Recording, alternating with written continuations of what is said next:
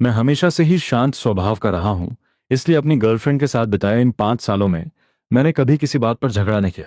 लेकिन सिर्फ मुझे जलन महसूस कराने के लिए जब मैं उसके लिए बर्थडे केक बना रहा था तो वो भारी बारिश में अपने जूनियर को छाता देने भाग गई। उसे लगा किसी को पता नहीं चलेगा, पर बारिश में उन दोनों के गले लगने का वीडियो पूरे कैंपस नेटवर्क पर वायरल हो गया। अगली सुबह शिंग छिंगजुआंग को उसकी सहेली मेई लियांगशिन की कॉल ने झकझोर कर रख दिया। छिंगजुआंग, क्या तू पागल हो गई है? इस अचानक पड़ी डांट से वो हैरान रह गई। लू चेन जैसा बेहतरीन बॉयफ्रेंड मिला है और तू उसकी कद्र करने के बजाय दूसरे लड़कों के साथ उलझ रही है। दिमाग खराब है क्या तेरा? अपनी दोस्त की ये बातें सुनकर छिंगजुआंग घबरा गई और कुर्सी से उछल पड़ी। क्या मतलब है तुम्हारा? साफ साफ बताओ, मेई लियांगशन ने ताना मारते हुए पूछा। पहले ये बता, तू इस वक्त है कहाँ? छिंगजुआंग जवाब देने ही वाली थी, तभी उसे याद आया कि वो इस वक्त अस्पताल में शाओ चूशेंग के साथ है। उसके शब्द गले में ही अटक गए। मेई लियांगशन तुरंत समझ गई कि वो चुप क्यों है और उसका गुस्सा 7वें आसमान पर पहुंच गया। तू अभी भी अस्पताल में उस चूशिंग के साथ है ना? तूने तो मुझे पागल कर दिया है। तुझे पता भी है कि तुम दोनों का वीडियो पूरे कैंपस में आग की तरह फैल चुका है। यह सुनते ही छिंजुआंग के दिमाग में जैसे बम फट गया। उसने हड़बड़ाहट में फोन काटा और अपनी स्क्रीन चेक की। अनगिनत मिस्ड कॉल्स की झड़ी लग गई थी और उनमें से ज्यादातर कॉल्स मेरी थीं। उस पल छिंजुआंग का दिल जोर से धड़कने लगा। उसने तुरंत मुझे सफाई देने के लिए चैट खोली, लेकिन तभी शाओ चूशिंग ने उसका हाथ कसकर पकड़ लिया। उसकी आंखें लाल थीं और आवाज में मासूमियत। छिंजुआंग दीदी, प्लीज मत जाओ। उसने फोन पर हुई सारी बातें सुन ली थी। उसे पता था कि कल की बात सब जगह फैल चुकी है, लेकिन उसे लगता था कि किसी से प्यार करना कोई गुनाह नहीं है, फिर चाहे उसके लिए कोई भी हथकंडा क्यों ना अपनाना पड़े। उसने छिंजुआंग का हाथ और जोर से पकड़ा और गिड़गिड़ाया, मत जाओ, मुझे इस अस्पताल में अकेला मत छोड़ो। छिंजुआंग ने घबराहट में सिर हिलाया। चूशिंग, जिद मत करो, केयर टेकर बस आता ही होगा, तुम आराम से लेटकर अपना इलाज करवाओ। ये कहकर वो जैसे ही मुड़ी, चूशिंग बिना कुछ सोचे समझे बिस्तर से नीचे कूद पड़ा, लेकिन उसका पैर कुर्सी से टकराया और वो धड़ाम से जमीन पर गिर गया। कमरे से बाहर कदम रख रही छिंजुआंग ठिठक गई और उसने घबराकर पीछे मुड़कर देखा। चूशिंग दर्द से कराहते हुए रोने लगा। छिंजुआंग दीदी, मुझे बहुत दर्द हो रहा है, प्लीज मुझे छोड़कर मत जाओ, मुझे अकेला मत छोड़ो। मेरी माँ की मौत भी इसी अस्पताल में हुई थी, प्लीज मुझे मत छोड़ो, मुझे बहुत डर लग रहा है। उसकी रोती हुई आवाज इतनी बेबस थी जैसे छिंगुआंग ही उसकी दुनिया का इकलौता सहारा हो। लेकिन छिंगुआंग का दिमाग उसे बार बार याद दिला रहा था, अगर वो तय समय पर नहीं पहुंची तो मैं बहुत गुस्सा हो जाऊंगा। फिर अचानक उसे वो दिन याद आ गया जब मैंने उसे अपनी पीठ पर लाद कर जलती हुई आग से बाहर निकाला था। ये याद आते ही उसका घबराया हुआ दिल शांत हो गया। नहीं, लू चेन मुझसे बहुत प्यार करता है। वो इतनी छोटी सी बात पर मुझे अकेला नहीं छोड़ेगा। आखिर उसने मेरे लिए अपनी जान की बाजी लगा दी थी। उधर समय एक एक पल करके बीतता जा रहा था। मैं अपने सामने रखी खाली कुर्सी को घूरते हुए गहरी सोच में डूबा था। 10 मिनट बीते, फिर और 10 मिनट गुजर गए, लेकिन छिंजुआंग नहीं आई। अब तक हमारे तय किए गए वक्त से पूरा 1 घंटा बीत चुका था। क्या मुझे निराशा हुई? हाँ, शायद थोड़ी सी, लेकिन उतनी भी नहीं। आखिरकार जब आपको जवाब पहले से पता हो तो नतीजे से कोई खास हैरानी नहीं होती। मैंने तो सोचा था कि आमने सामने बैठकर ब्रेकअप करूंगा, लेकिन अफसोस वो आखिरी मुलाकात भी नहीं हो पाई। मैंने अपने सनग्लासेस पहने, अपना फोन निकाला और पहले से ड्राफ्ट किया हुआ स्टेटस पोस्ट कर दिया। बस कुछ ही मिनटों में पूरा कैंपस नेटवर्क एक बार फिर से हिल गया, क्योंकि किसी ने मेरे उस पोस्ट का स्क्रीनशॉट हर जगह शेयर कर दिया था। उसमें लिखा था सिंगल और आजाद, और साथ में मेरी एक शानदार मुस्कुराती हुई तस्वीर थी। कमेंट सेक्शन में तो जैसे भूचाल ही आ गया। अरे वाह, मेरा क्रश आखिरकार सिंगल हो गया। लड़कियों, हमारा हैंडसम लड़का वापस आ गया है। यहाँ तक कि कुछ लड़के भी मजाक में लिख रहे थे, सीनियर, प्यार में जेंडर कोई मायने नहीं रखता, मैं आपके लिए सब छोड़ सकता हूँ। और वहीं कुछ लोग उस कमीने चूशेंग पर अपना गुस्सा निकाल रहे थे कि उसे चुल्लू भर पानी में डूब मरना चाहिए। कैंपस नेटवर्क पर लोग अभी भी मजाक उड़ा रहे थे। सीनियर की इतने शानदार लुक्स के आगे वो शाओ चूशेंग भला कैसे टिक सकता है? जहां एक तरफ पूरे कैंपस के ग्रुप्स में तहलका मचा था, वहीं मेरी पर्सनल फीड में एक सुकून भरी शांति थी। वहां बस एक ही तरह के कमेंट्स भरे पड़े थे, सीनियर, मैंने इस मौके का बहुत लंबा इंतजार किया है। क्या दोस्त, क्या अजनबी? हर कोई लाइन में लगकर अपने प्यार का इजहार कर रहा था। मैंने मुस्कुराते हुए उन सभी मैसेजेस पर एक नजर डाली। सबसे अच्छी बात यह थी कि किसी ने भी छिंजुआंग का नाम तक नहीं लिया था। मेरी दुनिया उसे खोने से बेनूर नहीं होने वाली थी, और ऐसा लगता था कि बाकी सब भी यही मानते हैं। मैंने एक गहरी सांस ली और उस जानी पहचानी कॉफी शॉप से बाहर कदम रख दिया। फिर मैंने विदेश में रहने वाली अपनी चचेरी बहन लू सीची को कॉल लगाया। फोन उठते ही उसकी चुलबुली आवाज गूंजी, अरे वाह, मेरे हैंडसम भाई को आज अपनी इस बड़ी बहन की याद कैसे आ गई? उसने तुरंत चल रही मीटिंग रोक दी और उसकी आवाज पल भर में नरम हो गई। ऑफिस के लोग इस बात के आदी हो चुके थे। आखिरकार लू परिवार का इकलौता लड़का होने के नाते मेरी अहमियत सबसे अलग थी। मुझे सुरक्षित रखने के लिए ही परिवार ने बेशुमार दौलत खर्च करके मुझे दुनिया की सबसे सुरक्षित जगह भेजा था, और अब वो धीरे धीरे अपने सारे बिजनेस वापस देश में ला रहे थे। इसलिए मेरे लिए बीच में मीटिंग रोक देना उनके लिए कोई हैरानी की बात नहीं थी। मैं कार चलाते हुए गैरेज से बाहर निकला, सूरज की रोशनी चेहरे पर पड़ी और मैंने एक गहरी सांस छोड़ते हुए जवाब दिया, मेरा ब्रेकअप हो गया है। ये सुनते ही लू सीछी के चेहरे का रंग उड़ गया। उसकी सौम्य मुस्कान पल भर में खौफनाक गुस्से में बदल गई। ऑफिस के सभी कर्मचारियों ने डर के मारे सिर झुका लिए और अपनी सांसें रोक लीं। कमरे का तापमान से जमसा गया। लू परिवार के कर्मचारी होने के नाते उनका चीनी भाषा समझना तो लाजमी था, इसलिए वहां मौजूद हर कोई हम भाई बहन की बातें समझ रहा था। लू सीछी अपना गुस्सा पीते हुए उठी और मीटिंग रूम से बाहर चली। अपने केबिन में पहुंचते ही उसका सब्र टूट गया। उसने जोर से लात मारकर टेबल पलट दी। उसकी मौत आई है, उसने दांत पीसते हुए कहा और फिर फिक्र भरे लहजे में पूछा, तू रोया तो नहीं ना? मैंने बहुत ही शांत स्वर में कहा, 4 साल का रिश्ता था, थोड़ा रोना तो लाजमी है।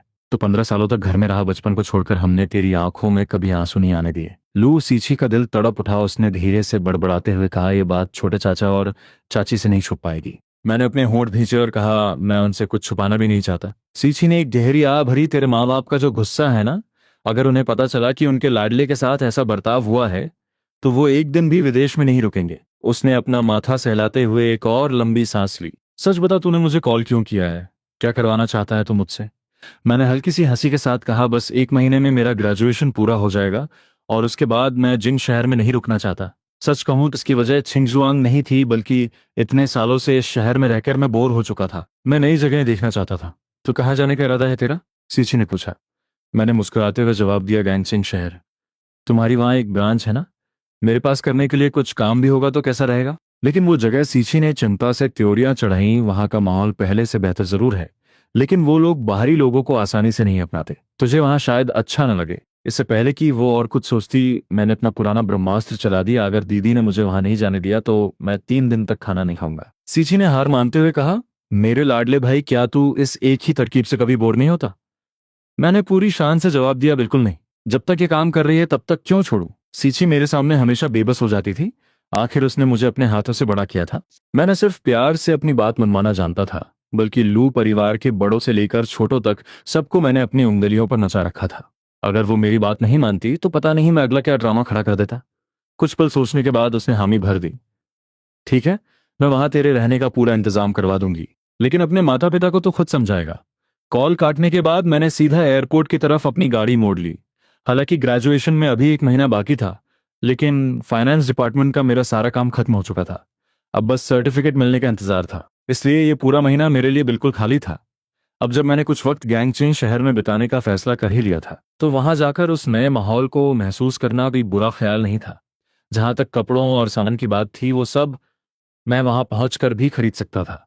मैंने चाची झाओ को मैसेज किया कि किसी को भेजकर मेरी कार विला वापस मंगवा लें, और उन्हें अपने जाने की खबर देकर मैंने अपना फोन स्विच ऑफ कर दिया। अब इस वक्त बदहवास हालत में कैफे पहुंचने वाली शेन छिंगजुआंग पर क्या गुजर रही होगी, मुझे इस बात से रत्ती भर भी फर्क नहीं पड़ता था। मेरे फ्लाइट में बैठने के पूरे 3 घंटे बाद छिंगजुआंग ने आखिरकार शाओ चूशेन को शांत किया और पागलों की तरह अस्पताल से बाहर भागी। लेकिन उसे अंदाजा भी नहीं था कि बाहर कदम रखते ही उसे मेरे सिंगल होने की खबर मिलने वाली थी।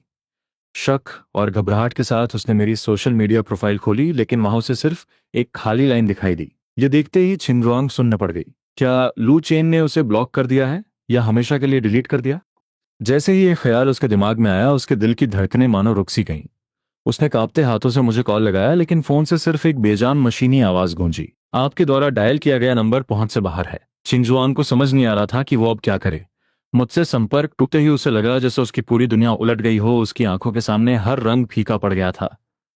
बस एक खौफनाक घबराहट थी जो उसके सीने को चीर रही थी। एक आखिरी उम्मीद दिल में लिए वो भागकर उसी कैफे में पहुंची और चारों तरफ अपनी नजरें दौड़ाने लगी कि शायद मैं कहीं दिख जाऊं। लेकिन नहीं, लोगों की उस भीड़ में मेरा नाम और निशान तक नहीं था। ये कैफे छिंगजुआंग ने खास तौर पर मेरे लिए खोला था। ये हमारी सबसे खास जगह थी। वो उस जानी पहचानी जगह को ऐसे घूर रही थी मानो हर टेबल पर हम दोनों हंसते मुस्कुराते और बातें करते हुए बैठे हों। लेकिन अगले ही पल वो सारे खूबसूरत पल धुएं की तरह उड़ गए। उसने खुद को संभाला और कैफे के एक कर्मचारी से पूछा, लू चेन कहाँ है? कर्मचारी ने जवाब दिया, मिस्टर लू, यहाँ 2 घंटे तक बैठे रहे और बिना कुछ खाए पिए ही चले गए। ये सुनते ही छिंगजुआंग के दिल में जैसे किसी ने खंजर घोंप दिया। उसने कांपती आवाज में पूछा, वो कब गए यहाँ से? कर्मचारी ने थोड़ा सोचते हुए कहा, शायद सुबह के 10:30 बजे के आसपास। 10:30 बजे? छिंगजुआंग ने तुरंत अपना फोन देखा। उसने मुझे 9:30 बजे मैसेज किया था। इसका मतलब था कि मैं तय समय पर वहां पहुंचने के बाद भी पूरे 1 घंटे तक उसका इंतजार करता रहा। उस 1 घंटे में मेरे दिल पर क्या गुजरी होगी? ऐसा क्या फैसला लिया होगा मैंने जो उसके न आने पर भी मैंने उसे मुड़कर एक कॉल तक नहीं किया?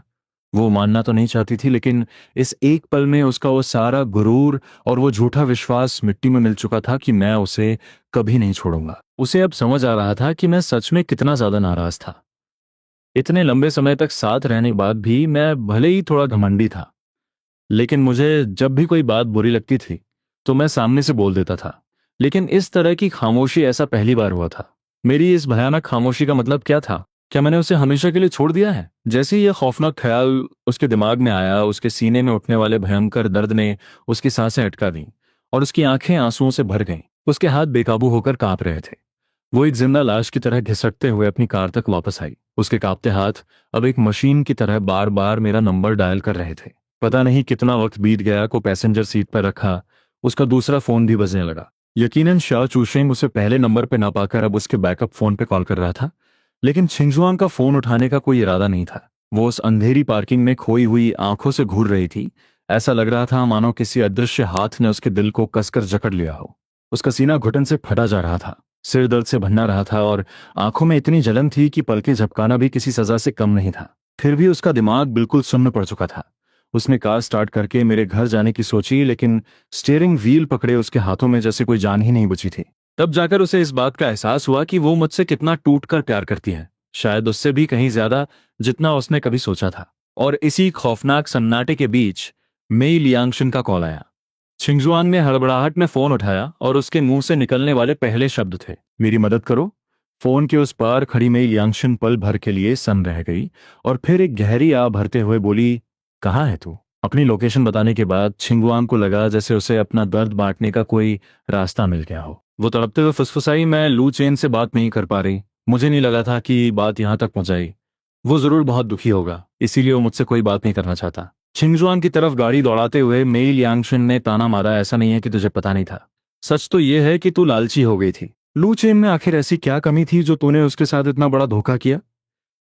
छिंगजुआंग, अगर मैं तेरे साथ बचपन से बड़ी न हुई होती ना, तो आज इस घटिया हरकत के लिए मैं तुझे कभी मुंह नहीं लगाती। मेई लियांगशन ने अपना पूरा दिमाग दौड़ा लिया, लेकिन उसे समझ नहीं आ रहा था कि आखिर छिंगजुआंग ने मुझे धोखा क्यों दिया। अगर लुक्स की बात की जाए, भले ही लू चेन और शाओ चूशिंग का अंदाज बिल्कुल अलग था, लेकिन लू चेन लुक्स में किसी भी एंगल से उससे कम नहीं था। खानदान की बात करें तो लू परिवार भले ही आज सबसे ताकतवर न हो, लेकिन उनकी हैसियत बहुत बड़ी थी और चूशिंग तो उनके सामने कहीं टिकता ही नहीं था। टैलेंट की बात करें तो चूशिंग सिर्फ एक आम सा पढ़ाकू लड़का था, लेकिन लू चेन हर बड़े कंपटीशन में हमेशा टॉप 3 में अपनी जगह बनाता था। उन दोनों के बीच जमीन आसमान का फर्क था।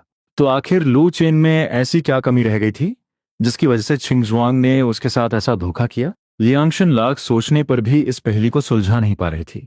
हर तरफ से सोचने के बाद उसे बस एक ही जवाब मिला कि छिंगजुआंग की अक्ल घास चरने गई थी। लियांगशन के शब्द तीखे जरूर थे, लेकिन छिंगजुआंग ने उसका कोई विरोध नहीं किया। आया वो सिर झुकाए खुद से यही सवाल कर रही थी कि आखिर उसने मेरे साथ ऐसा विश्वासघात क्यों किया?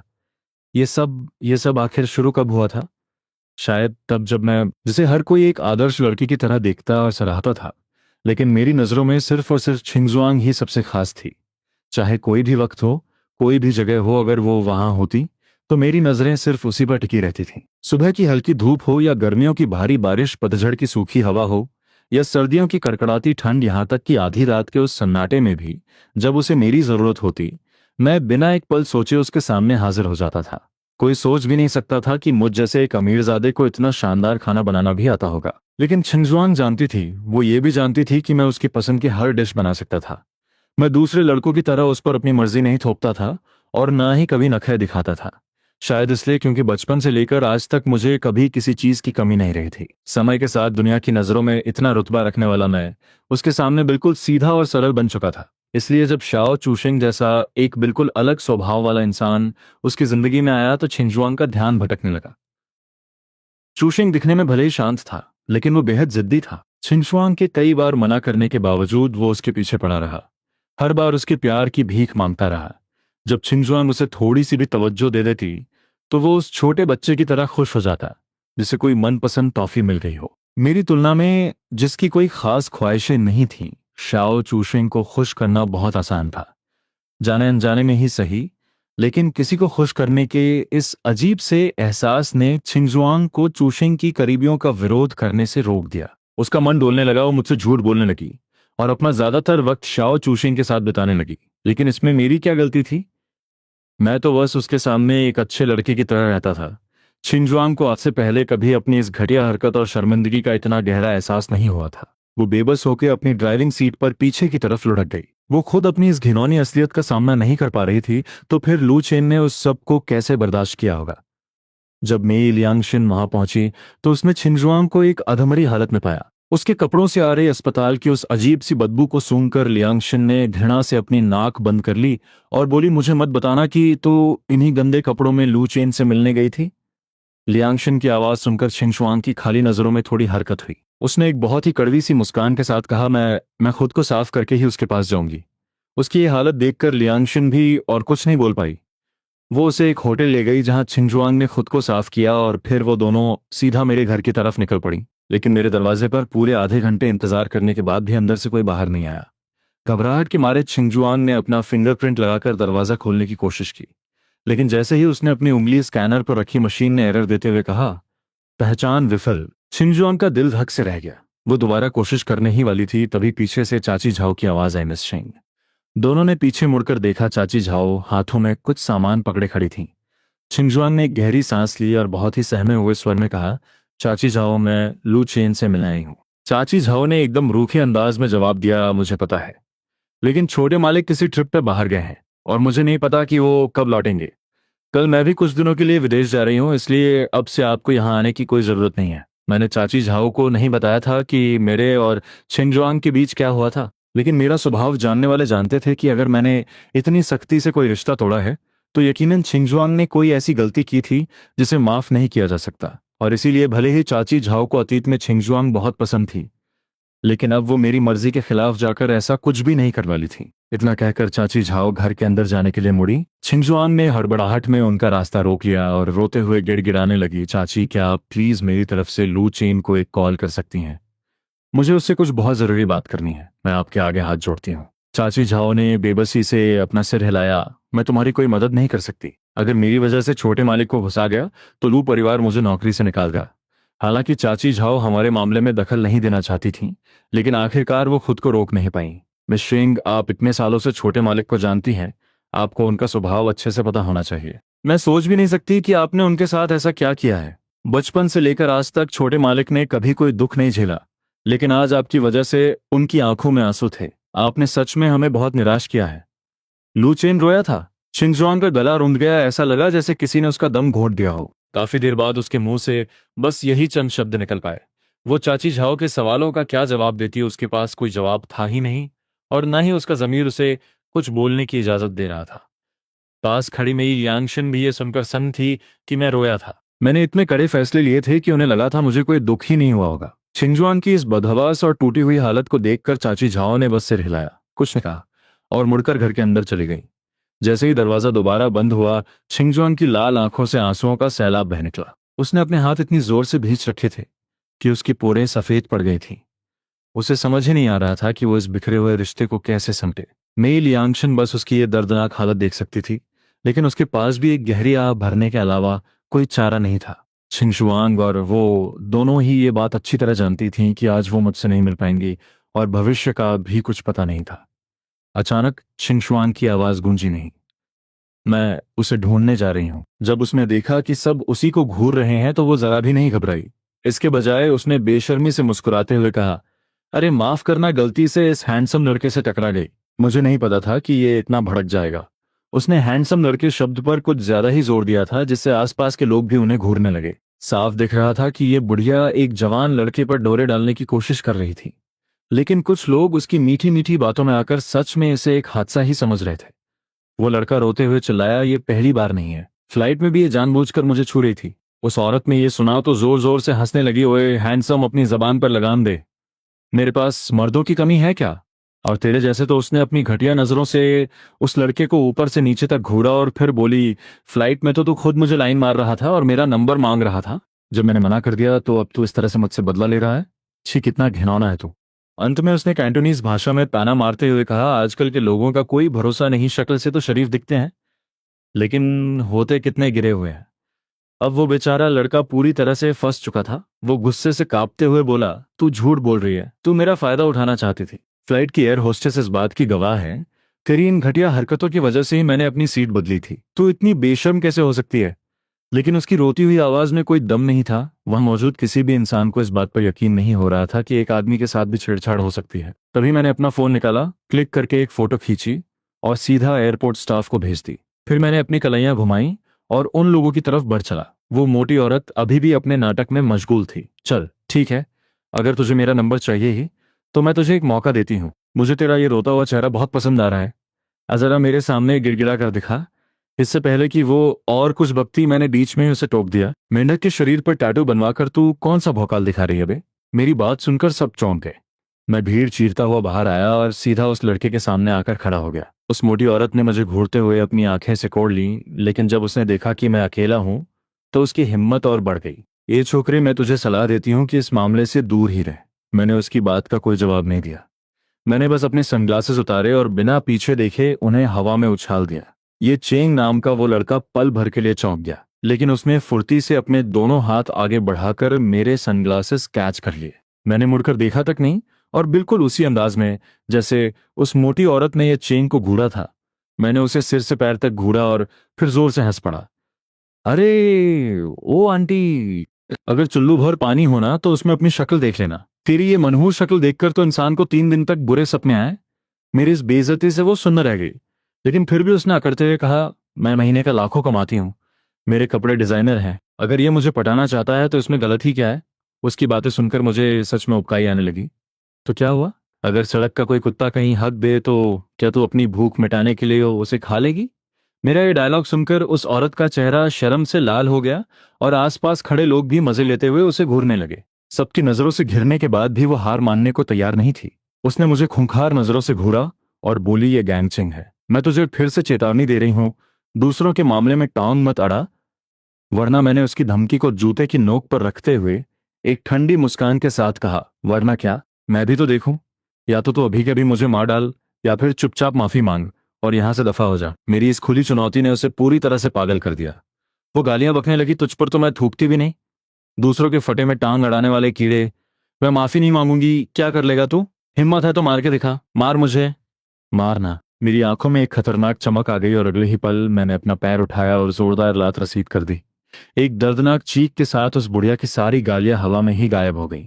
लेकिन ये तो बस शुरुआत थी। मैं तुरंत उसके पीछे पहुंचा और उसके घुटने के ठीक पीछे एक और जोरदार किक चढ़ दी। धड़ाम! वो औरत घुटनों के बल जमीन पर गिरी और दर्द से कराह उठी।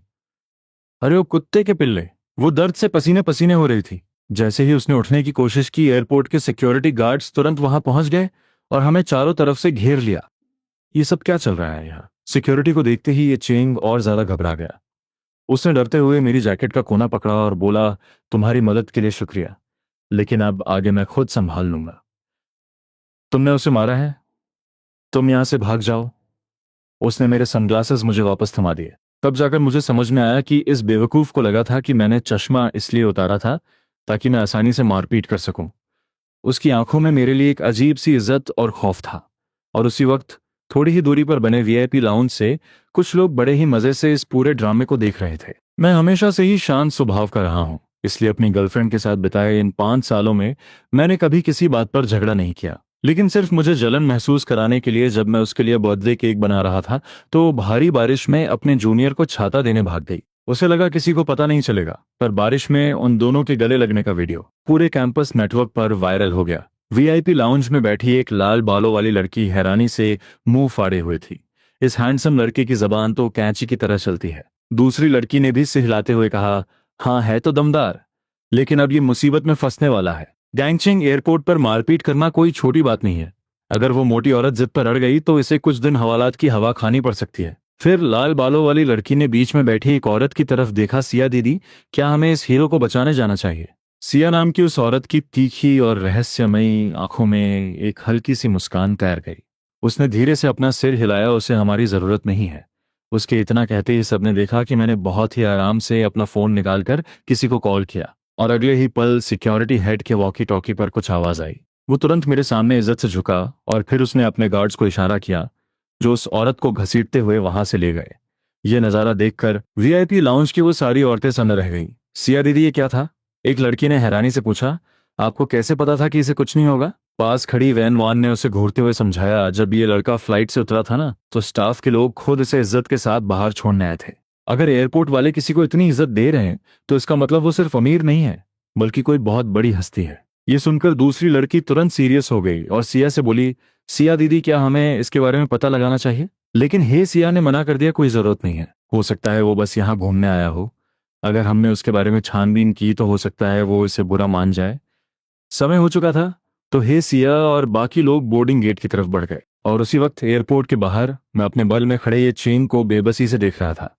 और कोई काम है? उसने पहले सिर हिलाया कि नहीं, लेकिन फिर मेरी तरफ देखकर जल्दी से हाँ में सिर हिलाने लगा। उसकी आंखों में मेरे लिए बस इज्जत ही इज्जत थी। क्या क्या मैं तुम्हें खाने पर ले जा सकता हूँ? मैं भी भूखा ही था, तो मैंने हाँ कर दी। तुम्हें गैंगचिंग के बारे में कुछ पता है? ये चेंग ने तुरंत जवाब दिया, हाँ थोड़ा बहुत। मैं यहीं पढ़ाई करता हूँ, तो काफी जगहें घूमी है मैंने। मुझे थोड़ी तसल्ली हुई। चलो ठीक है, फिर खाने की कोई अच्छी जगह ढूंढो, मुझे भी बहुत जोरों की भूख लगी है। अभी ढूंढता हूँ। ये चेंग खुशी खुशी टैक्सी बुलाने के लिए सड़क की तरफ भागा। फिर मुड़कर उसने कहा, मेरा नाम ये चेंग है। मैंने बस सिर हिलाया, लू चेन। मेरा नाम सुनते ही उसकी आंखें और चमक उठी। तुम सच में कमाल हो। मैं आज तक किसी से बहस में नहीं जीत पाया, अच्छा हुआ आज तुम वहां थे। मैं मुस्कुराया, कितना इत्तेफाक है, मैं आज तक किसी से बहस में नहीं हारा। ये चेंग मुझे और भी ज्यादा हीरो मानने लगा। उसने पूछा, क्या तुम अभी पढ़ाई कर रहे हो? मैंने हाँ में सिर हिलाया, जून में ग्रेजुएट हो जाऊंगा। वो हंसा, फिर तो तुम मुझसे थोड़े बड़े हो। उसने इज्जत के साथ मेरे लिए कार का दरवाजा खोला। लू भाई बैठिए। कार में बैठते ही ये चेंग ने मेरा नंबर ले लिया। वो देख रहा था कि मेरे फोन पर लगातार कॉल्स आ रही थी, लेकिन मैं उन सबको इग्नोर कर रहा था। वो हैरान तो था, लेकिन उसने कोई सवाल नहीं पूछा। इसके बजाय वो खुशी खुशी मुझे गैंगचेंग की मशहूर जगहों के बारे में बताने लगा। लू भाई, तुम्हें शियानबान स्ट्रीट जरूर जाना चाहिए। वहां खाने पीने और मजे करने की इतनी जगह हैं कि तुम गिन नहीं पाओगे। और हाँ, वहां लड़कियां भी एक से बढ़कर एक आती हैं। मैं उसकी बातें सुन रहा था और जो जगहें अच्छी लग रही थी उन्हें याद कर रहा था। हम एक रेस्टोरेंट पहुंचे। बैठते ही ये चेंग ने अचानक इधर उधर देखा, फिर अपनी आवाज धीमी करते हुए पूरी गंभीरता से बोला, गैंगचिंग में तुम्हें सिर्फ एक बात का ध्यान रखना है। मुझे उसकी बात में दिलचस्पी आने लगी। क्या? ये चेंग ने बिल्कुल सीरियस होकर कहा, यहाँ घूमते वक्त अगर तुम्हें हे परिवार का कोई रईस दिख जाए तो कभी उससे पंगा मत लेना। शायद उसे अंदाजा हो गया था कि मैं कोई आम इंसान नहीं हूं, लेकिन फिर भी वो मुझे याद दिलाना चाहता था कि दूसरे के इलाके में दादागिरी नहीं चलती। गैंगचिंग में हे परिवार का एक छत्र राज था। हालांकि मैं यहाँ के बारे में ज्यादा नहीं जानता था, लेकिन ये बात मुझे भी पता थी। मैंने मुस्कुराते हुए सिर हिलाया, फिक्र मत कर, मैं ध्यान रखूंगा। खाना खत्म करने के बाद मैंने ये चेन को अलविदा कहा और अकेले ही उन रंग बिरंगी रोशनियों से जगमगाती सड़कों पर खड़ा हो गया। रात की ठंडी हवा का झोंका आया और मुझे कंपकंपी छूट गई। गैंगचेंग में अप्रैल के आखिर में भी रातें काफी ठंडी होती हैं। मैंने सिर्फ एक पतली सी शर्ट पहन रखी थी, तो हवा लगते ही मेरा सारा नशा हिरन हो गया। आसपास कोई अच्छा होटल न मिलने पर मैंने आखिरकार एक टैक्सी पकड़ी। जब मैंने होटल में चेक इन किया तो रात के 8 बज चुके थे। अपना फोन देखा, लगातार आ रही कॉल्स की वजह से उसकी बैटरी मरने वाली थी। मैंने नफरत से अपनी भौहें सिकोड़ी और फिर अपने घर कॉल लगाया। हालांकि विदेश में अभी आधी रात हो रही होगी, मुझे यकीन नहीं था कि मम्मी पापा सोए हैं या जाग रहे हैं। लेकिन फोन बजते ही, पलक झपकते ही कॉल उठ गई, और फोन के उस पार से मेरे पापा की वो जानी पहचानी दमदार आवाज आई, शाओ चेन पहुंच गए तुम। उनकी वो फिक्र भरी आवाज सुनते ही मेरी आंखें भर आईं। मैंने अपनी आवाज को नॉर्मल रखने की पूरी कोशिश की। हाँ पापा, मुझे आपकी और मम्मी की बहुत याद आ रही थी। मेरी बात सुनते ही पापा की आवाज में एक अजीब सी बेचैनी आ गई। हम आज ही सारा काम दूसरों को सौंप देंगे और कल ही तुम्हारे पास वापस आ जाएंगे, ठीक है बेटा? मेरा दिल जोर से धड़का। उन्हें पता था कि अगर मेरे साथ कुछ बहुत बुरा नहीं हुआ होता तो मैं कभी इस तरह से बात नहीं करता। तभी मम्मी की आवाज भी आई, जिसमें एक ऐसा हुक्म था जिसे कोई टाल नहीं सकता। मुझे भी यही ठीक लगता है। मैं हमेशा से शांत स्वभाव का रहा हूं, इसलिए अपनी गर्लफ्रेंड के साथ बिताए इन 5 सालों में मैंने कभी किसी बात पर झगड़ा नहीं किया। लेकिन सिर्फ मुझे जलन महसूस कराने के लिए, जब मैं उसके लिए बर्थडे केक बना रहा था तो वो भारी बारिश में अपने जूनियर को छाता देने भाग गई। उसे लगा किसी को पता नहीं चलेगा। पर बारिश में उन दोनों के गले लगने का वीडियो पूरे कैंपस नेटवर्क पर वायरल हो गया। मेरे बच्चे, जब तक हम जिंदा हैं, किसी की मजाल नहीं जो तुम्हें चोट पहुंचा सके। हमने इतनी दौलत और ताकत इसीलिए तो कमाई है ताकि वो तुम्हारी ढाल बन सके। तुम्हें किसी बात की चिंता करने की जरूरत नहीं है। उनकी बातें मेरे लिए उस मरहम की तरह थीं जिसने मेरे सारे घाव भर दिए। बस कोई गैर कानूनी काम मत करना, बाकी तुम्हें जो करना है करो, जिससे प्यार करना है करो। तुम्हारे मम्मी पापा हमेशा तुम्हारे साथ हैं। लेकिन तभी मम्मी ने थोड़े धीमे स्वर में कहा, और अगर प्यार व्यार नहीं भी करना है ना तो कोई बात नहीं। तुम्हारी माँ तुम्हें जिंदगी भर अपने पैरों पर खड़ा रख सकती है। उनकी इन चंद बातों से मुझे समझ आ गया था कि उन्हें मेरे और छिंगजुआंग के बारे में सब कुछ पता चल चुका है। लेकिन मैंने इस बात पर ज्यादा चर्चा नहीं की, बस बात को मजाक में टालते हुए कहा, मैं बिल्कुल ठीक हूँ। और रही बात गर्लफ्रेंड की, तो वो तुम जरूर बनाऊंगा। मैं रजाई में लिपट गया और अलसाए हुए स्वर में बोला, मैं उन लोगों में से नहीं हूं जो एक बार धोखा खाकर जिंदगी भर प्यार से डरने लगे। और वैसे भी इस दुनिया में इतनी खूबसूरत लड़कियां हैं, मैं किसी न किसी पर तो अपना दिल हार ही बैठूंगा, है ना। मम्मी हंस पड़ी, बिल्कुल सही कहा मेरे शेर। तुम इतने हैंडसम हो, तुम्हारे लिए लड़कियों की कोई कमी नहीं है। हम ऐसे ही आराम से बातें करते रहे और मुझे पता ही नहीं चला कि मैं कब फोन सीने से लगाए लगाए गहरी नींद में सो गया। मुझे नहीं पता था कि दूसरी तरफ मेरे खर्राटों की आवाज सुनकर ही पापा ने धीरे से अपना माइक म्यूट किया था। उनकी ये खामोशी देखकर ही मेरी माँ के चेहरे की सिकन थोड़ी कम हुई थी। अपनी संपत्ति को वापस देश में लाने का काम और तेज कर दो। मैं जल्द से जल्द अपने शाओ चेन के पास जाना चाहती हूँ। सच तो ये था कि जब मैं पढ़ाई के लिए देश वापस आया था, तभी मेरे पापा ने लू परिवार का वो विशाल साम्राज्य वापस लाना शुरू कर दिया था। लेकिन कई तरह की रुकावटों की वजह से अब तक वो अपनी आधी दौलत ही वापस ला पाए थे। अपनी पत्नी की बात सुनकर लू शेंग की उन गहरी आंखों में एक खतरनाक चमक उभर आई। लेकिन जब उन्होंने मेरी माँ की तरफ देखा तो उनकी आंखें फिर से नरम हो गई। तुम सो जाओ अब। उन्होंने अपने मन में यह कसम खा ली थी कि अब वो अपने रास्ते में आने वाली हर रुकावट को बेदर्दी से कुचल देंगे। मैं अगली सुबह बहुत आराम से उठा।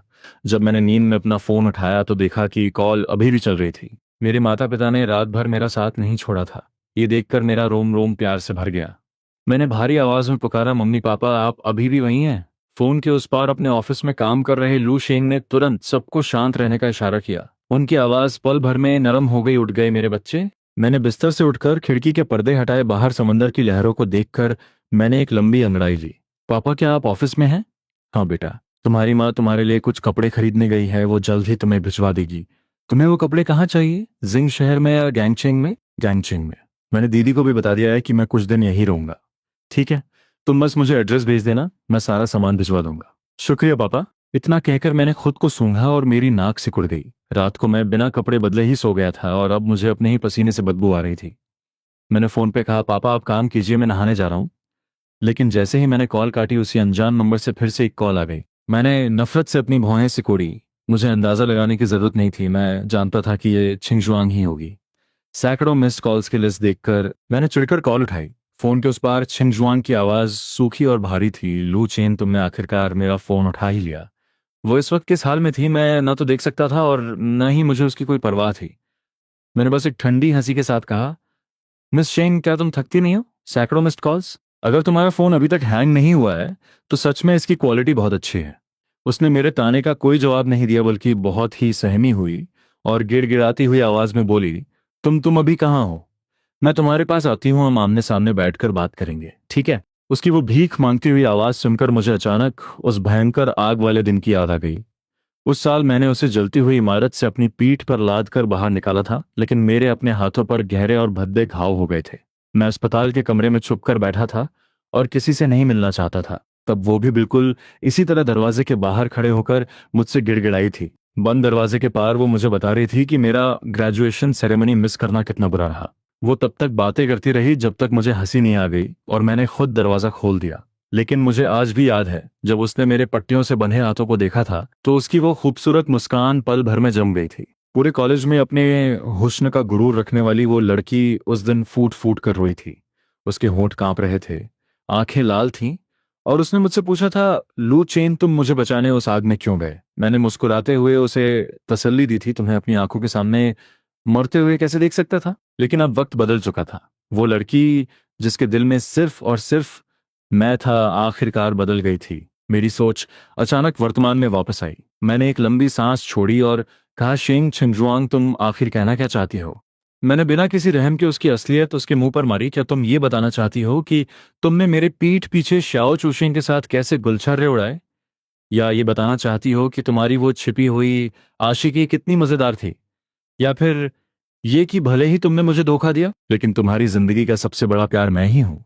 मुझे तो बस ये सब सोचकर ही उल्टी आ रही थी। अगले ही पल मैंने चबा चबा कर एक एक लफ्ज कहा, शेंग छिंजुआंग, तुम्हारी ये घटिया माफी मेरे लिए दो कौड़ी की भी नहीं है। मेरी बातें सुनकर वो बुरी तरह घबरा गई और जल्दी जल्दी सफाई देने लगी। लू चेन, ऐसा नहीं है। मेरे और शाओ चूशिंग के बीच ऐसा कुछ भी नहीं हुआ है।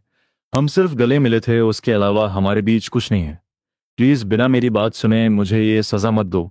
मुझे बस एक मौका दे दो प्लीज। मैं हमेशा से ही शांत स्वभाव का रहा हूं, इसलिए अपनी गर्लफ्रेंड के साथ बिताए इन 5 सालों में मैंने कभी किसी बात पर झगड़ा नहीं किया। लेकिन सिर्फ मुझे जलन महसूस कराने के लिए जब मैं उसके लिए बर्थडे केक बना रहा था तो वो भारी बारिश में अपने जूनियर को छाता देने भाग गई। उसे लगा किसी को पता नहीं चलेगा, पर बारिश में उन दोनों के गले लगने का वीडियो पूरे कैंपस नेटवर्क पर वायरल हो गया। मैं उसकी और बकवास सुनने के मूड में नहीं था, तो मैंने सीधा कॉल काट दिया। लेकिन अगले ही पल छिंगजुआंग का फिर से कॉल आ गया। मैंने बिना एक पल सोचे उसे ब्लॉक कर दिया। लेकिन हद तो तब हो गई जब वो उसने किसी और नंबर से कॉल करना शुरू कर दिया। मैंने गुस्से से अपनी भौहें सिकोड़ी। सिर्फ इसलिए मैंने अपना फोन स्विच ऑफ नहीं किया क्योंकि मैंने पापा को कॉल करने का वादा किया था। मैंने सीधा फोन को फ्लाइट मोड पर डाल दिया और आखिरकार मुझे शांति मिल गई। फिर मैं नहाने के लिए बाथरूम में चला गया। 1 घंटे बाद मैं सीधा टेलीकॉम स्टोर गया और एक नया सिम कार्ड लिया। नया नंबर अपने माता पिता को भेजने के बाद मैंने पुराना नंबर हमेशा के लिए बंद कर दिया। शाम ढल चुकी थी। मैं डूबते सूरज की रोशनी में बाहर निकला। समंदर की हल्की ठंडी हवा चल रही थी। मैंने टैक्सी ली और सीधा उसी शिबान स्ट्रीट की तरफ निकल पड़ा जिसके बारे में चेंग ने बताया था। उस गली के बिल्कुल आखिर में एक पब था जिसके बाहर कोई बोर्ड भी नहीं लगा था। अगर ये चेंग ने मुझे इसके बारे में न बताया होता तो कोई सोच भी नहीं सकता था कि यहाँ कोई पब है। मैं मुस्कुराया और अंदर कदम रखा, लेकिन जैसे ही मैं अंदर पहुंचा मैं वहां का नजारा देखकर दंग रह गया। अंदर का हॉल किसी महल से कम नहीं था। झूमर की रोशनी में सफेद संगमरमर का फर्श जगमगा रहा था। ये जगह तो बहुत ही शानदार है। मैं अभी उस जगह को निहार ही रहा था कि एक खूबसूरत लड़की मेरी तरफ आई। हेलो हैंडसम, क्या आपकी कोई बुकिंग है? मैंने हल्की सी मुस्कान के साथ कहा, हेलो, मुझे इस पब के मैनेजर से मिलना है। मेरी बात सुनकर वो पल भर के लिए ठिठक गई और फिर कैंटोनीज में कुछ बुदबुदाई जो मुझे समझ नहीं आया। लेकिन अगले ही पल उसने फिर से वही प्रोफेशनल मुस्कान पहन ली। इस पब के कई मैनेजर हैं, आप किससे मिलना चाहते हैं? मैंने बहुत ही आराम से जवाब दिया, कोई भी चलेगा, बस वो कोई फैसला लेने के काबिल होना चाहिए। वो मुझे घूरने लगी। मेरा ये बेफिक्र अंदाज और मेरी रिलैक्स बॉडी लैंग्वेज उन लोगों से बिल्कुल अलग थी जो अक्सर हे सिया से मिलने आते थे और घबराहट से पसीने पसीने हो जाते थे। ये देखकर उसे यकीन हो गया कि मैं सिया दीदी से मिलने नहीं आया हूँ, तो वो मुझे अंदर ले जाते हुए मुझसे फ्लर्ट करने लगी। तो आप गैंगचन घूमने आए हैं? मैंने सिर हिलाया। उसकी मुस्कान में एक अजीब सी कशिश थी। तो यहाँ कितने दिन रुकने का इरादा है? वो मन ही मन सोच रही थी कि अगर मैं ज्यादा दिन रुकने वाला हूं तो हो सकता है हम दोनों के बीच कोई रोमांटिक लव स्टोरी शुरू हो जाए। लेकिन मैंने बहुत ही रूखेपन से बस 2 शब्द कहे, पता नहीं। लेकिन वो इतनी आसानी से हार मानने वाली नहीं थी। उसने तुरंत अपना फोन निकाल लिया। क्या मैं आपका नंबर ले सकती हूँ? अगर आपको यहाँ किसी चीज की जरूरत हो तो मुझे कभी भी कॉल कर सकते हैं। मैंने उसकी स्क्रीन पर खुले क्यूआर कोड को देखा और बहुत ही आराम से अपना एक फेक वी चैट अकाउंट खोल लिया। मैंने उसके सामने ही कोड स्कैन किया और उसे ऐड कर लिया। फिर मैंने बड़ी सफाई से वापस अपना असली अकाउंट खोल लिया। ये सब देखकर उस लड़की के चेहरे की हवाइयां उड़ गईं। क्या ये मुझे अंधा समझता है? लेकिन उसकी ये पूछने की हिम्मत नहीं हुई। उसने बस चुपचाप मुझे बार काउंटर तक पहुंचा दिया। मुझे उसकी कोई परवाह नहीं थी। मैंने बारटेंडर की तरफ देखकर मुस्कुराते हुए कहा, मुझे तुम्हारे मैनेजर से मिलना है, प्लीज बुला लाओ। बारटेंडर मेरी बात समझ गया और तुरंत किसी को बुलाने चला गया। कुछ ही मिनटों के बाद एक लाल बालों वाली लड़की झूमती हुई वहां आई। मैं उस वक्त बार काउंटर पर बैठा मजे से अपने ड्रिंक का ग्लास घुमा रहा था। लेकिन जैसे ही उसने मुझे देखा उसके कदम वहीं रुक गए और उसकी आंखें फटी की फटी रह गईं। ये इत्तेफाक तो नहीं हो सकता, ये तो वही है। चूली ने अपने आप को संभाला, बार काउंटर पे हाथ रखा और एक बनावटी मुस्कान के साथ पूछा, तो हैंडसम, मुझसे क्या काम है? मुझे फालतू बातें करने का कोई शौक नहीं था, तो मैं सीधा मुद्दे पर आ गया। समंदर के किनारे वाले जितने भी टेबल हैं वो सब बुक करना चाहता हूँ। इस पब का आखिरी हिस्सा सीधा समुंदर के किनारे खुलता था और वहां बैठकर समंदर का सबसे बेहतरीन नजारा दिखता था। चूली ने मेरी नजर का पीछा किया और फिर नखरे दिखाते हुए बोली, ये तो तुमने बहुत बड़ी डिमांड कर दी। वो इस पब की सबसे प्राइम लोकेशन है। मैंने उसे तिरछी नजर से देखा और फिर अपनी जेब से एक ब्लैक कार्ड निकालकर उसकी तरफ बढ़ा दिया। क्या तुम पैसा कमाना नहीं चाहती? मेरे हाथ में वो कार्ड देखते ही चूली की आंखें चमक उठीं और वो लालच से मुस्कुराने लगी। क्यों नहीं, बिल्कुल कमाना चाहती हूँ। उसने कार्ड लिया और वेटर को थमाते हुए पूछा, तुम्हें कितने एरिया के टेबल चाहिए? मैंने बिना पलक झपकाए कहा, मेरे 10 मीटर के दायरे में कोई और नहीं होना चाहिए। चूली ने तुरंत डील पक्की कर ली। डन। उसने तुरंत अपने आदमियों को वहां से लोगों को हटाने का हुक्म दिया। कुछ ही देर में मुझे शीशे की उस बड़ी सी दीवार के पास एक बेहतरीन टेबल पर बिठा दिया गया। पब की हल्की हल्की रोशनी मुझ पर पड़ रही थी और मैं खिड़की के बाहर समंदर का नजारा देख रहा था। समंदर की हवा से मेरे बाल उड़ रहे थे।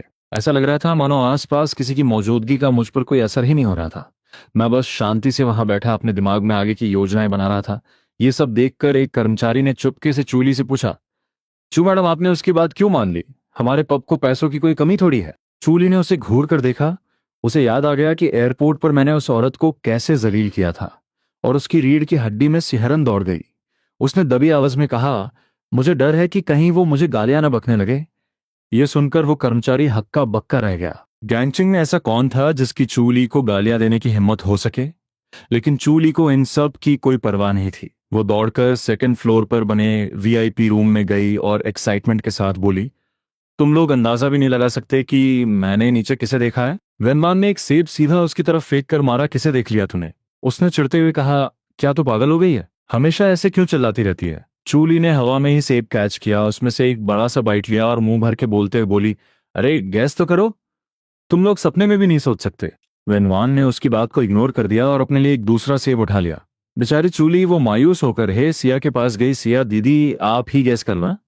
मैं हमेशा से ही शांत स्वभाव का रहा हूं, इसलिए अपनी गर्लफ्रेंड के साथ बिताए इन 5 सालों में मैंने कभी किसी बात पर झगड़ा नहीं किया। लेकिन सिर्फ मुझे जलन महसूस कराने के लिए जब मैं उसके लिए बर्थडे केक बना रहा था तो वो भारी बारिश में अपने जूनियर को छाता देने भाग गई।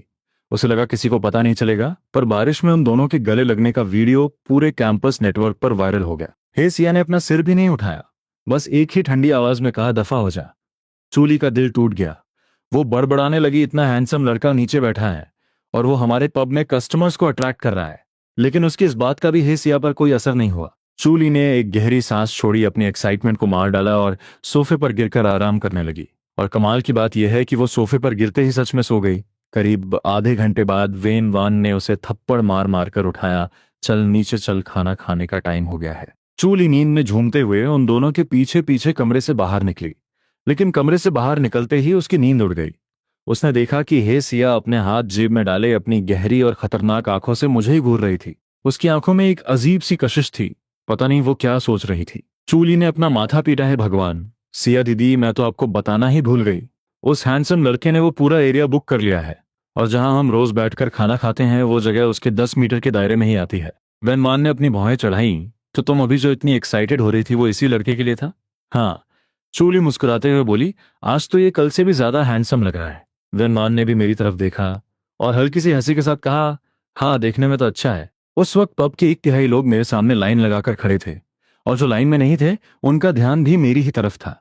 और मैं किसी को मना नहीं कर रहा था। बस शर्त यह थी कि जो भी अच्छा दिखता है या जिसकी बॉडी अच्छी है वो मेरे सामने बैठकर मेरे साथ एक गेम खेल सकता है। अगर वो जीते तो मैं अपना नंबर दूंगा और अगर वो हारे तो उन्हें अपनी शो उतार कर समंदर के किनारे एक चक्कर लगाना होगा। बस कुछ ही मिनटों में 2 लड़कियां सिर्फ अपनी इनर वियर में बाहर दौड़ लगा रही थीं। कुछ ही देर में पूरा समंदर का किनारा हॉट लड़कियों से भर गया था। चूली ने अपने चेहरे पर हाथ रखते हुए कहा, ओ माय गॉड, ये लड़का तो बहुत बड़ा खिलाड़ी है। लेकिन हे सिया ने कोई रिएक्शन नहीं दिया। उसने शांति से अपनी नजरें फेरी और मुड़कर वापस जाने लगी। चूली को अचानक एक अजीब सी ठंडक महसूस हुई। उसने वेनवान को कोहनी मारते हुए पूछा, तुझे नहीं लगता कुछ गड़बड़ है? वेनवान ने चिढ़कर उसे दूर धकेला, तेरा दिमाग खराब है। हे सिया कभी भी वीआईपी रूम में खाना नहीं खाती और आज तूने हमारी खाने की जगह भी बेच दी, वो यकीनन बहुत गुस्से में होगी। चूली घबराकर हे सिया के पीछे भागी और गिड़गिड़ाने लगी, वेनवान प्लीज गुस्सा मत होना, मैं जाकर उस लड़के से बात करती हूँ, क्या पता वो हमें एक टेबल दे दे। भाड़ में जा तू। वेनवान ने उसकी बात अनसुनी कर दी और पब से बाहर जाने लगी। लेकिन चूली को कोई परवाह नहीं थी। वो सीढ़ियां उतरकर सीधे मेरे पास आई। हैंडसम, वो मेरे ठीक सामने बैठ गई। आज तुम्हारे सारे ड्रिंक्स मेरी तरफ से फ्री, बस बदले में हमें खाना खाने के लिए एक टेबल दे दो, कैसा रहेगा? उसकी बात सुनकर मैंने बहुत ही आराम से अपना सिर हिला दिया। सिर्फ कुछ लोगों के खाना खाने से मुझे कोई परेशानी नहीं है। चूली ने तुरंत हे सिया और वेनवान को हाथ हिलाकर बुलाया, जल्दी आओ तुम लोग। उसने हमें टेबल देने के लिए हाँ कर दी है। हे भगवान, कितनी शर्मिंदगी की बात है। वेनवान ने मुंह बनाते हुए कहा, एक पब की मालकिन को अपने ही पब में खाना खाने के लिए एक कस्टमर से जगह मांगनी पड़ रही है। लेकिन हे सिया पर इन सब बातों का कोई असर नहीं था। उसने मेरी तरफ देखना बंद किया और बहुत ही आराम से आकर एक टेबल पर बैठ गई। चूली सोफे पर लेट गई और बड़े मजे से मुझे दूसरों के साथ डाइस खेलते हुए देखने लगी। वक्त गुजरता गया और मेरे सामने खड़े लोगों की भीड़ कमती गई। मैं कुछ लोगों से जानबूझकर हार गया था ताकि उन्हें अपना नंबर दे सकूं, लेकिन बाकी सब में मैं लगातार जीत रहा था। तभी मेरे सामने बैठी एक औरत ने पासा फेंका और उसके 3 आए। उसने बड़ी ही घमंडी मुस्कान के साथ मेरी तरफ देखा। अब देखते हैं तुम इससे छोटा नंबर कैसे लाते हो। मुझे यकीन नहीं है कि तुम्हारी किस्मत इतनी अच्छी हो सकती है। लेकिन मैंने बहुत ही आराम से अपना कप उठाया और उसमें 3 एक थे। ये देखते ही उस औरत के चेहरे की मुस्कान गायब हो गई। अगले ही पल उसने चिढ़ते हुए कहा, इस पब में डाइस खेलने वाला सबसे बड़ा खिलाड़ी तू नहीं है। मैंने उसे तिरछी नजर से देखा और चिढ़ते हुए याद दिलाया, पहले अपने कपड़े उतारो और फिर यहां से निकलो।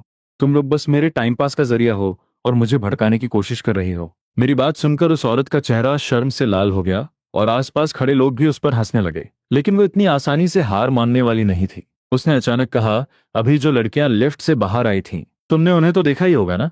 मैंने अपनी भौहें चढ़ाई लेकिन कोई जवाब नहीं दिया। वो लड़कियां इतनी खूबसूरत थीं कि अगर मैं कहता कि मैंने उन्हें नहीं देखा तो ये बहुत बड़ा झूठ होता। मेरी चुप्पी को अपनी जीत समझकर उस औरत ने एक घटिया सी मुस्कान के साथ कहा, उनमें से जो लड़की बीच में चल रही थी ना, डाइस खेलने में वो यहाँ की नंबर 1 खिलाड़ी है। अगर तूने उसे हरा दिया तो मैं अपनी हार मान लूंगी। मैंने एक ठंडी हंसी हंसी, मुझे कोई फर्क नहीं पड़ता कि तू हार मानती है या नहीं। अगले ही पल मैंने सीधा ऐलान कर दिया, नेक्स्ट। मेरी बात सुनकर वो औरत तिलमिला उठी। वो कुछ और बोलने ही वाली थी कि लाइन में खड़ी अगली लड़की ने उसे धक्का दिया और मेरी टेबल पर आकर बैठ गई। कुछ और राउंड्स बीत गए, मैं बोर हो चुका था तो मैंने डाइस वापस टेबल पर फेंक दिए। अब और नहीं खेलना, बहुत बोरिंग हो गया है ये। लेकिन मेरे इतना कहते ही पीछे लाइन में खड़े लोग चिल्लाने लगे, अरे नहीं, अभी हमारी बारी नहीं आई है। लेकिन मैंने उनकी तरफ एक नज़र देखना भी जरूरी नहीं समझा। मैं अपनी सीट से उठकर जाने ही वाला था कि चूली चौंक गई। क्या तुम जा रहे हो? उसने तुरंत मुझे रोकने की कोशिश की। अरे सुनो, अभी उस औरत ने जो कहा तुम उस बारे में सोच सकते हो। सिया दीदी सच में डाइस खेलने में बहुत कमाल की हैं। मैं हमेशा से ही शांत स्वभाव का रहा हूं, इसलिए अपनी गर्लफ्रेंड के साथ बिताए इन 5 सालों में मैंने कभी किसी बात पर झगड़ा नहीं किया। लेकिन सिर्फ मुझे जलन महसूस कराने के लिए जब मैं उसके लिए बर्थडे केक बना रहा था तो वो भारी बारिश में अपने जूनियर को छाता देने भाग गई। उसे लगा किसी को पता नहीं चलेगा, पर बारिश में उन दोनों के गले लगने का वीडियो पूरे कैंपस नेटवर्क पर वायरल हो गया। लेकिन चूली की बात सुनकर मेरे कदम रुक गए। मैंने अपनी नजरें घुमाई और मेरा ध्यान उस औरत पर गया जो सिर झुकाए अपने फोन में लगी थी। सच कहूं तो आज तक मैं जितनी भी लड़कियों से मिला था वो उन सब में सबसे ज्यादा खूबसूरत और आकर्षक थी। शायद उसे भी मेरी नजरों का एहसास हो गया था क्योंकि उसने अचानक फोन चलाना बंद किया और अपनी आंखें उठाकर मेरी तरफ देखा। हमारी नजरें मिली और मैंने मन ही मन सोचा, कमाल की खूबसूरती है। जब उसने सिर झुकाया हुआ था तो वो बहुत ही शांत और रहस्यमयी लग रही थी, लेकिन आंखें उठाते ही उसकी नजरों में एक खतरनाक चमक थी जो साफ बता रही थी कि उससे पंगा लेना भारी पड़ सकता है। मैं मुस्कुराया और बहुत ही कॉन्फिडेंस के साथ उसकी तरफ बढ़ा। जैसे ही पब में गाना बदला, मैं ठीक उसके सामने जाकर खड़ा हो गया। हे सिया ने अपना फोन नीचे रखा और बहुत ही आराम से सोफे पर पीछे की तरफ झुक गई। उसकी आंखों में कोई भाव नहीं था, वो बस मुझे घूरे जा रही थी। आसपास बहुत शोर था लेकिन मैंने मुस्कुराते हुए उससे पूछा, खेलोगी?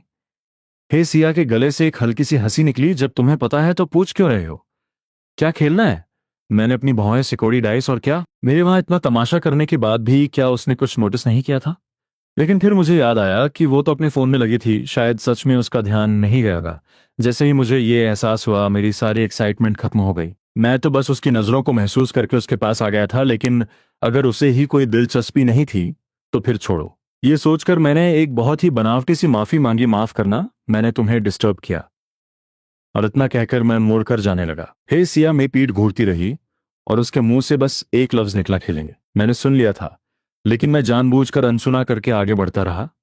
लेकिन चूली मुझे इतनी आसानी से जाने नहीं देने वाली थी। वो दौड़कर आई और मेरा रास्ता रोक लिया। हाँ हाँ, खेलेंगे ना? हैंडसम सिया दीदी ने अभी कहा कि वो खेलेंगी। उसके लाल बाल पूरी तरह से बिखरे हुए थे, जिसे देखकर मुझे हंसी आ गई। मुझे उनके साथ नहीं खेलना, अगर मैं तुम्हारे साथ खेलूं तो कैसा रहेगा? मेरी बात सुनकर चूली सन्न रह गई, लेकिन अगले ही पल उसे महसूस हुआ कि हे सिया की खतरनाक नजरें उसी पर गड़ी हैं। वो तुरंत होश में आई और जोर जोर से सिर हिलाने लगी। नहीं, मुझे नहीं खेलना था। तुम सिया दीदी के साथ ही खेलो, वो सच में बहुत अच्छे प्लेयर हैं। वो मुंह से तो हे सिया की तारीफ कर रही थी, लेकिन उसकी आंखों में मुझे रोकने की भीख थी। मैं तुरंत उसका इशारा समझ गया। मैंने अपनी भौहें सिकोड़ी और थोड़ा नाटक करते हुए कहा, लेकिन वो तो मेरे साथ खेलना ही नहीं चाहती, मैं जबरदस्ती तो नहीं कर सकता ना? चूली ने तुरंत मेरी बात काट दी। अरे नहीं, ऐसा बिल्कुल नहीं है, वो बस थोड़ा नखरे दिखा रही है, तुम समझ रहे हो ना। और वहीं कोने में खड़ी वेन मैन ने चुपके से चूली को थम्स अप दिखाया।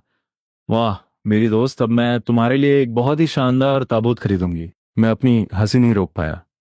मैंने मुस्कुराते हुए सिया की तरफ देखा। वो बेचारी शर्मिंदगी से लाल हो रही थी, लेकिन फिर भी ऐसे एक्ट कर रही थी जैसे कुछ हुआ ही ना हो। उसकी ये हालत देखकर मैं और भी जोर से हंसा और वापस आकर उसके ठीक सामने बैठ गया। मैंने टेबल पर रखे पासे वाले कप को हिलाया, तो कैसे खेलना है। हे सिया अब तक बिल्कुल नॉर्मल हो चुकी थी। वो थोड़ा आगे की तरफ झुकी और बोली, बेस्ट ऑफ 3 तुम्हारे ही रूल्स के हिसाब से। जो हारेगा वो अपनी शर्ट उतारकर बाहर एक चक्कर लगाएगा, और जो जीतेगा उसे तुम्हारा नंबर मिलेगा। मैंने तुरंत हाँ कर दी, मंजूर है। लेकिन हे सिया ने अपनी बात पूरी करते हुए कहा, लेकिन मुझे तुम्हारा वो असली वाला नंबर चाहिए, फेक वाला नहीं। मैंने तुरंत हाँ नहीं कहा, बल्कि उससे एक सवाल पूछा, बड़ा या छोटा। हे सिया ने भी बात नहीं घुमाई और सीधा जवाब दिया, ठीक है तुम जो कहो, छोटा। इतना कहकर मैंने पासे वाले कप की तरफ हाथ बढ़ाया, पहले तुम। हे सिया ने कोई नखरे नहीं दिखाए। उसने आराम से कप उठाया, कुछ सेकंड्स के लिए हिलाया और फिर टेबल पे रख दिया। फिर उसने एक बहुत ही इत्मीनान भरी मुस्कान के साथ मुझे पासा फेंकने का इशारा किया। मैं भी इस खेल का पुराना खिलाड़ी था। मैंने कप उठाया, उसे बस 2-3 बार घुमाया और नीचे रख दिया। चूली कभी मेरे कप की तरफ देख रही थी तो कभी हे सिया के कप की तरफ। उसे समझ ही नहीं आ रहा था कि कौन जीतने वाला है। उसने ताली बजाते हुए कहा, एक काम करते हैं, दोनों एक साथ कप उठाओ। मैंने सिर हिलाया और हम दोनों ने एक दूसरे की आंखों में देखते हुए एक साथ कप उठा लिए। अगले ही पल वहां खड़े सभी लोग हमारे पासे देखने के लिए आगे की तरफ झुक गए। चूली ने पहले मेरी तरफ देखा और हैरान होकर चिल्लाई, अरे बाप रे, इसके फिर से 3-1 आए हैं।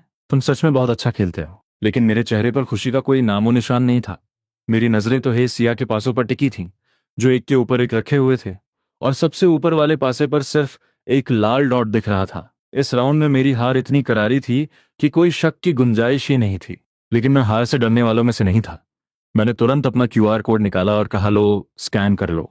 लेकिन हे सिया ने बस एक सरसरी सी नजर डाली और शांति से सिर हिलाते हुए कहा, मुझे ये वाला अकाउंट ऐड नहीं करना है। मुझे यकीन नहीं हो रहा था कि उसने एक पल में मेरा फेक अकाउंट पहचान लिया था, वो भी तब जब मैंने अकाउंट बदलने का कोई इशारा तक नहीं किया था। रंगे हाथों पकड़े जाने के बाद भी मुझे रत्ती भर भी शर्मिंदगी महसूस नहीं हुई, बल्कि मैं मुस्कुराया और बिल्कुल बेफिक्री से बोला, तो फिर ठीक है, मुझे डाइस खेलना सिखाओगे। मेरी आंखों में इस खेल को सीखने की जो ललक थी, उसे देखकर हे सिया थोड़ी हैरान हुई। उसे समझ नहीं आ रहा था कि मुझे इस खेल में इतनी दिलचस्पी क्यों है, और मैं बिना सोचे समझे झट से जवाब दे दिया, क्योंकि ये बहुत कूल लगता है यार। वहां मौजूद सभी लोग पल भर के लिए सन्न रह गए, और अगले ही पल हे सिया जोर से हंस पड़ी। उसकी हंसी बसंत की उस हल्की ठंडी हवा जैसी थी जो दिल को सुकून दे जाती है। वो सच में हद से ज्यादा खूबसूरत लग रही थी। वे सच में हद से ज्यादा खूबसूरत लग रही थी। मैं काफी देर तक उसे बस घूरता ही रह गया और बड़ी मुश्किल से अपनी नजरें हटा पाया। मैं हमेशा से ही शांत स्वभाव का रहा हूं, इसलिए अपनी गर्लफ्रेंड के साथ बिताए इन 5 सालों में मैंने कभी किसी बात पर झगड़ा नहीं किया। लेकिन सिर्फ मुझे जलन महसूस कराने के लिए जब मैं उसके लिए बर्थडे केक बना रहा था, तो वो भारी बारिश में अपने जूनियर को छाता देने भाग गई। उसे लगा किसी को पता नहीं चलेगा, पर बारिश में उन दोनों के गले लगने का वीडियो पूरे कैंपस नेटवर्क पर वायरल हो गया। पास खड़ी चूली तो खुशी से उछल पड़ी। हे भगवान, तुम भी बिल्कुल उसी वजह से डाइस खेलना सीखना चाहते हो जिस वजह से सिया दीदी ने सीखा था, सिर्फ इसलिए क्योंकि ये कूल लगता है। ये सुनकर मेरी आंखें और भी ज्यादा चमक उठी। मैंने तुरंत अपना असली वीचार अकाउंट खोला, और जब हे सिया मेरा कोड स्कैन कर रही थी तो मैंने ऐसे ही कैजुअली पूछ लिया, ना तुम्हारा नाम क्या सेव करूं। उसने बिना पलक झपकाए जवाब दिया, लूचेन। इससे पहले कि मैं कुछ और पूछता, उसने खुद ही अपना नाम भेज दिया है, सिया। ये 3 शब्द देखते ही पल भर के लिए मेरी आंखों में एक अजीब सी चमक आई, लेकिन मैंने उसे तुरंत छिपा लिया। जब हम एक दूसरे का नंबर सेव कर रहे थे तो चूली भी एक्साइटमेंट में बीच में कूद पड़ी, मुझे भी अपना नंबर दो ना। और फिर उसने एक ऑफर दिया, अगर तुम आगे से कभी भी यहाँ आओगे ना, तो तुम्हारे सारे ड्रिंक्स मेरी तरफ से फ्री।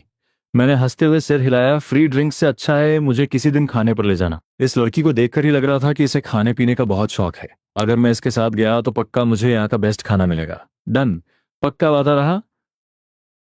चूली ने तुरंत मेरा नंबर सेव किया और फिर मुझे अपना नाम बताया, मेरा नाम चूली है, नाइस टू मीट यू। मैंने उसकी तरफ देखकर मुस्कुराते हुए कहा।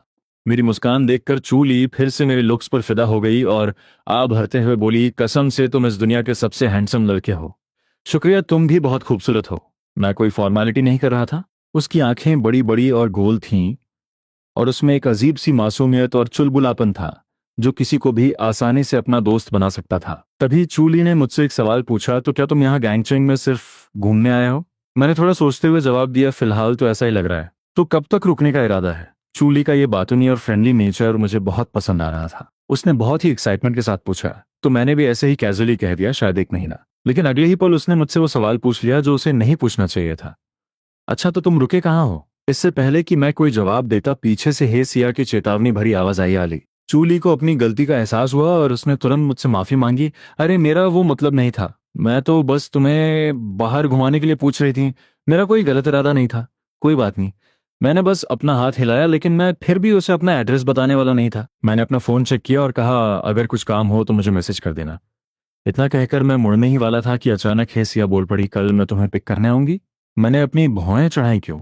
और उसने बहुत ही आराम से पलटकर पूछा, तुम्हें डाइस खेलना नहीं सीखना क्या? ओह अच्छा, वो बात है। मैं हंसा और बिना रुके हाथ हिलाते हुए आगे बढ़ गया, मैं तुम्हें मैसेज करूंगा। इतना कहकर मैं बिना मुड़े वहां से निकल गया। मेरे जाने के बाद वेन मान ने एक गहरी सांस ली और बोली, इस लड़के का एटीट्यूड तो सच में बहुत कड़क है। फिर उसने हे सिया की तरफ देखा जो गहरी सोच में डूबी हुई थी। क्या तुम्हें इसमें कुछ ज्यादा ही दिलचस्पी नहीं आ रही? हे सिया ने अपना माथा सहलाया और बहुत ही थकी हुई आवाज में बोली, उसे मुझ में कोई दिलचस्पी नहीं है। लेकिन वेन मान को इस बात पर यकीन नहीं हुआ। उसने चूली की तरफ इशारा करते हुए कहा, मुझे तो लगता है कि ये तुम्हारे बजाय चूली से ज्यादा अच्छे से बात कर रहा था।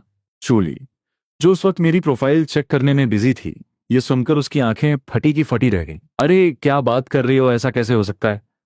लेकिन फिर उसने थोड़ा सोचा और एक बहुत ही घमंडी मुस्कान के साथ बोली, हाँ वैसे बात तो सही कह रही हो तुम, भाड़ में जा। फिर सिया को चूली का ये घमंड बिल्कुल पसंद नहीं आया और उसने चूली को एक हल्की सी किक मार दी। चूली ने उसकी लात को इग्नोर किया और अचानक अपना फोन हे सिया के चेहरे के सामने कर दिया। ये देखो, इसका अभी अभी ब्रेकअप हुआ है, सिर्फ 2 दिन पहले।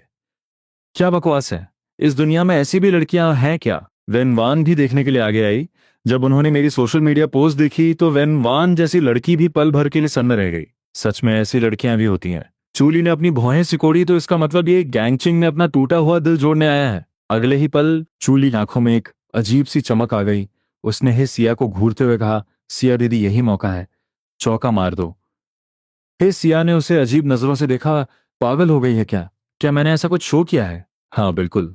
चूली ने उसकी बात काटते हुए कहा, कल जब से तुमने इसे देखा है ना, तुम्हारी नजरें इससे हटी ही नहीं है। और तो और चूली ने हंसते हुए याद दिलाया, कल एयरपोर्ट पर तुमने कहा था ना कि इसे हमारी मदद की कोई जरूरत नहीं है, लेकिन फिर तुमने खुद ही चुपके से अपने आदमियों को बोलकर इसका रास्ता साफ करवाया था। अपनी दोनों दोस्तों की इन हरकतों को देखकर हे सिया ने बेबसी से अपना सिर हिलाया।